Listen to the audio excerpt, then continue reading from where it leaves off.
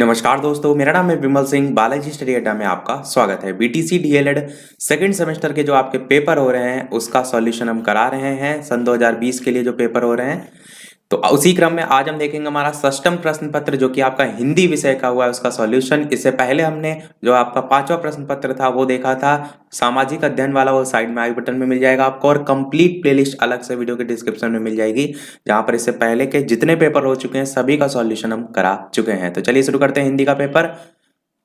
Paper की quality उतनी सही नहीं है, पर मैं आपको प्रश्न पढ़ के सुना रहा हूं, सुनते चलिए। पहला प्रश्न पूछा गया था कि काव्य को कितने भागों में बांटा जाता है? दृश्य काव्य में, श्रव्य काव्य में, दोनों में, या इनमें से कोई नहीं? तो देखिए, काव्य के खाली ये आधार नहीं होते, काव्य के और बहुत से आधार होते हैं, जैसे महाकाव्य और खंड काव्य भी आपका आधार होता है।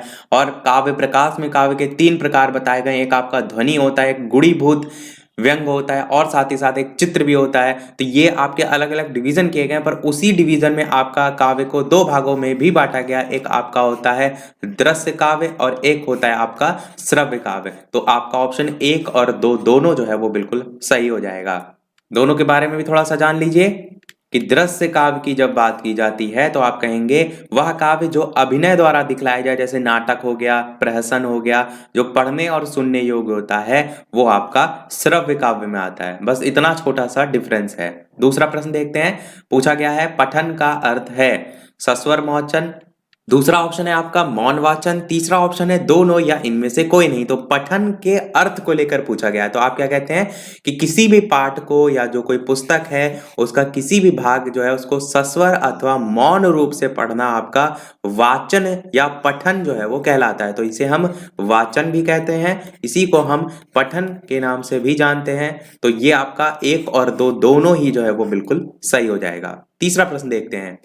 प्रश्न पूछा गया है मौन वाचन जो है उसका उद्देश्य जो है वो है, पहला ऑप्शन है वाचन गति का विकास, दूसरा ऑप्शन है पठित सामग्री का अधिग्रहण, तीसरा ऑप्शन है वाचन का अभ्यास, और चौथा ऑप्शन है 1 और 2 दोनों। तो सबसे पहले मौन वाचन को समझिए। क्या होता है मौन वाचन? होता है जब कोई भी लिखित सामग्री है उसको आप मन ही मन में बिना आवाज निकाले पढ़ें, तो वो आपका मौन वाचन, या कह सकते हैं उसको वाचन, मौन पठन या वाचन के नाम से जानते हैं। अब यहां पर अगर आप देखिए तो दूसरा जो ऑप्शन लिखा हुआ है वो कह रहा है पठित सामग्री का अधिग्रहण करना। जैसे कोई चीज लिखी हुई है तो आप मन में पढ़ते हैं तो आपको और अच्छे से चीजें समझ में आती है, तो अधिग्रहण वाला ऑप्शन तो बिल्कुल सही होगा।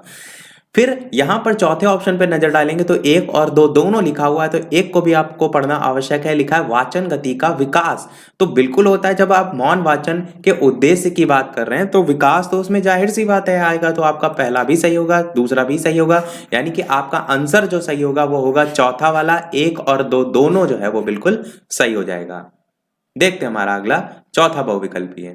चौथा बहुविकल्पी आपका पूछा गया है। तो चौथा प्रश्न है कि जो शब्दांश किसी शब्द जो है उसके आदि में लगकर, यहां पर थोड़ा सा क्लियर नहीं है, इस लिखा है कि उसके अर्थ को जो है वो बदल देता है, वो क्या कहलाता है? तो 4 ऑप्शन है, थोड़ा सा इस पेज को और क्लियर करते हैं। ये आपका है 4 ऑप्शन, उपसर्ग होगा, या आपका प्रत्यय होगा, या संधि होगा, या समास होगा। तो जो शब्दांश किसी शब्द के आदि में लगकर उसके अर्थ को बदल देते हैं उसको लेकर यहां पर पूछा गया है। तो 4 ऑप्शन में कौन सा सही होगा? आपका उपसर्ग जो है वो बिल्कुल सही हो जाएगा। आदि में जुड़कर मतलब कहने का है जो स्टार्टिंग में जुड़ते हैं, अंत में मतलब प्रत्यय। तो जो शब्दांश किसी शब्द के पूर्व अथवा पहले अथवा आदि उसमें जुड़कर उसका अर्थ बदलते हैं तो हम उसे उपसर्ग के नाम से जानते हैं। अगला और लास्ट बहुविकल्पी आपका आया था कि संज्ञा के स्थान पर प्रयुक्त होने वाले शब्द जो है वो क्या कहलाते हैं। 4 ऑप्शन थे, संज्ञा कहलाते हैं, सर्वनाम कहलाते हैं, विशेषण कहलाते हैं, या क्रिया कहलाते हैं। तो आप सभी जानते हैं संज्ञा के स्थान पर प्रयुक्त होने वाले शब्दों को सर्वनाम के नाम से जो है वो जानते हैं। जैसे आपका मैं, तुम, आप, वह, ये सब क्या है? आपके सर्वनाम है। पढ़ते हैं हम हमारे अति लघु उत्तरीय प्रश्न की तरफ। इसके अलावा वीडियो पसंद आए तो सब लोग वीडियो को लाइक भी अवश्य कर दीजिएगा। प्रश्न आपके क्या है? समास किसे कहते हैं? तो आप कहेंगे 2 या 2 से अधिक शब्द मिलकर एक नया सार्थक शब्द की रचना करते हैं तो समास कहलाता है। आप इस प्रकार से लिख सकते हैं। अगला पूछा गया था मौलिक लेखन किसे कहते हैं। देखिए, मौलिक मतलब होता है नवीन, और लेखन तो आप जानते हैं लेख, तो बच्चों को मुख्य इसमें जोड़ा जाता है मौलिक लेखन के संबंध में कि जो चीजें आप पाठ्यक्रम में देख रहे हैं केवल वहीं तक बच्चे ना सीमित रह जाएं, अपने जो स्वयं की अभिव्यक्ति है, किसी भी पर्टिकुलर टॉपिक पर कोई विचार है, बोलने की स्वतंत्रता है, वो सारी चीजें मौलिक लेखन के अंतर्गत जो है वो दी जाती हैं। तो बेसिक तरीके से आप इसे परिभाषित कर सकते थे। अगला प्रश्न देखते हैं, लिंग किसे कहते हैं। तो लिंग वही आप जो बेसिक वाली डेफिनेशन होती है वो इसमें लिख सकते हैं कि लिंग आप जो संस्कृत भाषा है उसका एक शब्द होता है जिसका अर्थ जो है वो निशान होता है। क्या होता है? निशान। और डेफिनेशन के तौर पर आप लिखेंगे कि जिस संज्ञा शब्द से व्यक्ति की जाति का पता चलता है उसे लिंग कहते हैं। इससे ये पता चलता है कि वह पुरुष जाति का है या स्त्री जाति का।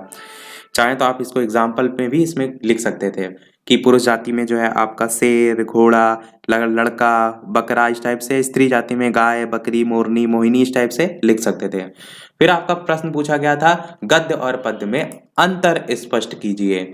एक चीज मैं इसको बताने से पहले क्लियर करना चाहूंगा, कल मैथ के पेपर में जो पहला बहुविकल्पीय आया था जिसमें एक 3 सेंटीमीटर भुजा थी, एक आपकी 5 सेंटीमीटर भुजा थी और एक आपकी 8 सेंटीमीटर भुजा थी, तो उसका सही आंसर मैंने कल वहां कमेंट में जो है टाइप करके क्लियर कर दिया था, पर यहाँ पर भी मैं क्लियर कर देता हूँ कि इन तीनों भुजाओं से जो त्रिभुज है वो आपका संभव नहीं है।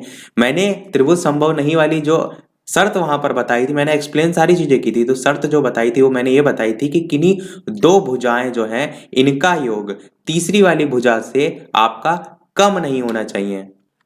और यहाँ पर आप 5 और 3 को जोड़ेंगे तो 8 आएगा और दूसरी वाली संख्या के 8 के बराबर आया तो मैंने क्या कहा था, कम नहीं आना चाहिए, पर ये मैंने बोल दिया था गलती से कि बराबर भी नहीं होना चाहिए। ऐसा नहीं है, बराबर या कम दोनों में से कोई चीज नहीं होनी चाहिए, तीसरी वाली संख्या से बड़ा होना चाहिए, ये शर्त होती है। कोई भी दो आप संख्या इसमें जोड़ लीजिए, जैसे 8 5 जोड़ेंगे तो आपका जितना भी आएगा वो तीसरी वाली संख्या से बड़ा होना चाहिए। तो 8 5 में आप देखेंगे जोड़ने पर 3 से यहाँ पर बड़ी संख्या आ रही है, पर ये सभी में अप्लाई होना चाहिए। तो यहाँ जो अप्लाई नहीं हो रहा था वो 5 और 3 को जोड़ने पर नहीं हो रहा था, 5 और 3 जोड़ेंगे तो 8 के बराबर ही आ रहा था, परंतु होना क्या चाहिए था, इन दोनों को जोड़ने पर इससे संख्या बड़ी आनी चाहिए थी, इसलिए त्रिभुज वहां पर संभव नहीं वाला ऑप्शन सही होगा। देखते हैं हमारा अगला प्रश्न, गद्य और पद्य में अंतर स्पष्ट कीजिए। तो बेसिक आपके कोर्स में है कि गद्य वो विधा है जिसके अंतर्गत हम पत्र, निबंध, कहानी, उपन्यास, संस्मरण ये सभी लिखते हैं, और जो पद्य होता है वो विधा है जिसमें हम कविता, काव्य, गाने, भजन ये सब पद्य में लिखते हैं।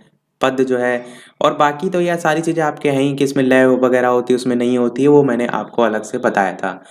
इसी प्रकार वाक्य किसे कहते हैं, तो आप क्या कहेंगे, दो या दो से अधिक शब्दों के सार्थक समूह को वाक्य कहते हैं और डिफाइन कर सकते हैं। अगला है काल की कितनी अवस्थाएं मानी जाती हैं। तो हिंदी में हम बात कर रहे हैं तो वर्तमान काल, भविष्य काल, भूतकाल, वही वाली 3 देखते हैं, पर यदि बात की जाती है यहाँ बाल विकास के संदर्भ में तो आपका वो शैशवावस्था, बाल्यावस्था, किशोरावस्था वो वाला आता है, पर हिंदी में है काल तो आपकी वही वर्तमान भूत वाली हो जाएंगी।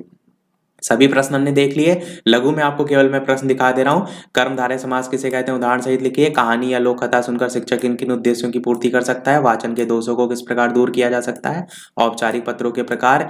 हिंदी में किन विराम चिन्हों का प्रयोग होता है। हर साल विराम चिन्ह से अवश्य प्रश्न आता है, मैंने पहले भी बोला था। उच्चारण के विभिन्न भेदों को लिखिए। और लास्ट प्रश्न पूछा गया था, लिखित अभिव्यक्ति के मुख्य कौन कौन से साधन है। तो सभी लगभग थ्योरी बेस्ड प्रश्न है, आपने कर अवश्य ले होंगे। आपके टोटल कितने 5 में से बहुविकल्पी सही रहे और अति लघु में अपना स्कोर वीडियो के मेन कमेंट में टाइप करके अवश्य बताइएगा। तो आज वीडियो में इतना ही। वीडियो पसंद आया हो लाइक अवश्य कीजिएगा, चैनल पर नए हो तो सब्सक्राइब जरूर कीजिएगा। मिलते हैं अगले वीडियो में नए टॉपिक के साथ, तब तक के लिए नमस्कार, थैंक यू फॉर वॉचिंग।